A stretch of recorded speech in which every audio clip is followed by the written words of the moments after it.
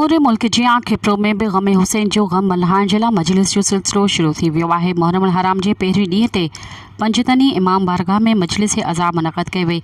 मजलिस अज़ा के मौलाना ग़ुलाम नबी अशकोरी नजफ़ी ख़िताब कंदे चयो त हज़रत इमाम हुसैन अलैहिस्सलाम जंग जी हालत में निमाज़ न छॾी। हज़रत इमाम हुसैन अलैहिस्सलाम पंहिंजो सॼो ख़ानदान दीन इस्लाम जी सरबुलंदी ख़ातिर क़ुर्बान करे छॾियो।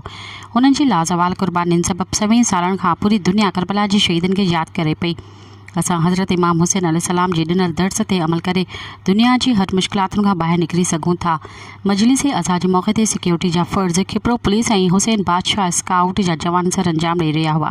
मज़ीद ख़बरनि ऐं तफ़सीलात लाइ विज़िट कयो असांजी वेबसाइट www.awamiNewsHD.com ऐं ॾिसंदा रहो अवामी न्यूज़ HD।